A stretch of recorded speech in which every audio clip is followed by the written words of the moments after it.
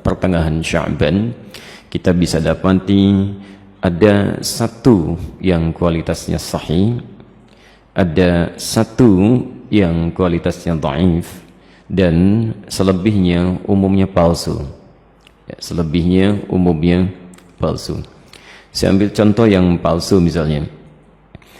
Anda bisa temukan ini di kitab Ibnu Majah. Kalau punya kitabnya Sunan Ibnu Majah jilid pertama halaman 421, atau di Sunan Al-Baihaqi Syu'abul Iman jilid ketiga halaman 387, atau kalau Anda memiliki kitab Silsilah Al-Ahadits Ad-Dha'ifah karya Syekh Muhammad Nasiruddin Al-Albani, Anda bisa temukan di nomor hadis 2132. Baik, riwayat ini disampaikan oleh seorang bernama Ibnu Abi Sarba. Beliau mengatakan menerima dari Ibrahim bin Muhammad, beliau menerima dari Muawiyah bin Abdullah bin Ja'far, disampaikan dan disandarkan pada sahabat Ali bin Abi Thalib. Alhamdulillah. Hadisnya barangkali sangat populer, pernah Anda dengar. Idza kanat lailatun nisfi min Sya'ban, jika telah tiba malam pertengahan bulan Sya'ban, atau malam atau di hari pertengahan Sya'ban, faqumu lailaha, maka hidupkan malamnya dengan banyak menunaikan salat, wasumu naharaha, dan siangnya lakukan dengan puasa. Faman min mustaghfirin, maka siapapun yang bermohon ampunan kepada Allah, maka Allah akan mengampuni orang yang memohon ampunan itu. Pernah dengar hadis ini? Itu statusnya palsu ya. Hadisnya palsu. Hadisnya palsu.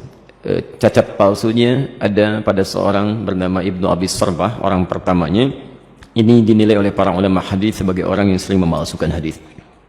Adapun yang dhaif Anda bisa temukan di Asnal Matalib jilid pertama halaman 84. Itu disandarkan pada Aisyah radhiyallahu anha, bahwa satu kali beliau kehilangan Rasulullah sallallahu alaihi wasallam di malam pertengahan Sya'ban. Faqadtu Rasulullah sallallahu alaihi wasallam, dan itu bagian Rasulullah menginap di rumah beliau. Ya, diduga beliau sedang ada di tempat istri yang lain. Dicari oleh Aisyah, ternyata sedang ditemukan di Baqi. Ya, beliau sedang berdoa kepada Allah Subhanahu wa taala agar sekiranya Allah berkenan mengampuni para muslim yang telah wafat di pemakaman Baqi.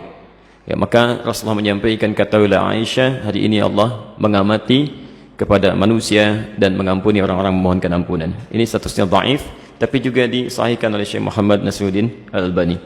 Yang sahih itu riwayat Abu Musa Al-Ash'ari. Abu Musa Al-Ash'ari Anda bisa temukan di Silsilah Al-Ahadits As-Sahihah, alhamdulillah, karangan Syekh Muhammad Nasiruddin Al-Albani, nomor hadis 1144. Ini yang sahih, yang kalimatnya juga singkat ya, bahwa Nabi SAW menyampaikan Allah Subhanahu wa ta'ala mengamati, bahasanya mengamati ya, kepada hambanya ya, di malam pertengahan Sya'ban ya, di malam pertengahan Sya'ban, dan mengampuni yang memohon ampunan sekalipun sebanyak bulu domba di sekuk kalem. Nah, itu yang sahih ya. Ini sebetulnya semakna dengan hadis-hadis qudsi yang disampaikan orang pertamanya 31 orang sahabat senior, dan itu biasa keutamaan-keutamaan malam.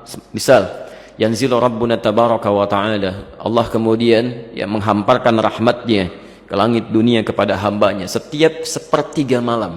Itu tiap hari itu ya, sepertiga malam ya. Maka Allah kemudian berfirman, faqala ya ibadi, hambaku, siapa yang memohon kepadaku aku akan berikan, siapa yang meminta aku akan kabulkan. Faman istaghfara liya, dan siapa mohon ampunan faghafartu lahu, aku ampuni dia. Itu tiap hari. Tiap hari. Jadi kalau Anda nggak minta itu rugi. Dan hadisnya qudsi. Ya. Dan khusus untuk malam Sya'ban, hadisnya berbeda seperti tadi kami sampaikan dari Abu Musa Al-Ash'ari, itu dimulai di malamnya. Kalau tiap hari di penghujung malam. Nah, jadi ini yang sahih. Dan amalannya Nabi tidak menyebut spesifik. Karena itu sahabat itu banyak beramal saja ya. Ada yang kemudian salatnya qiyamul lail, yang tahajud ya. Ada yang banyak beristighfar, macam-macam. Dan tidak ada amalan spesifik. Nah, jadi kalau misalnya ada amalan-amalan spesifik menunjukkan di malam itu ya, itu sesungguhnya hadis-hadis yang disepakati oleh para ulama itu hadis palsu. Misal hadis yang mengatakan bahwa bangun di malam Sya'ban, tunaikan salat sekian rakaat, dibacakan dengan qul huwallah di awalnya dan sebagainya. Itu saking palsunya hadis itu, di kitab hadis palsu aja nggak ada. Ya, saking palsunya itu nggak ada. Ya. Itu dimunculkan kemudian. Dan disandarkan pada tabi'in bernama Khalid bin Ma'dan yang hidup di Damaskus pada saat itu. Beliau tidak melakukan itu. Beliau hanya menunaikan salat-salat sunnah malam gitu ya. Qiyamul lail, tahajud itu yang ditunaikan. Cuman orang salah menduga gitu ya. Jadi kalau Anda ingin hidupkan malamnya dengan ibadah-ibadah sunnah, silakan saja, boleh. Qiyamul lail, tahajud, baca Quran, istighfar itu standar, biasa. Dan ada keutamaan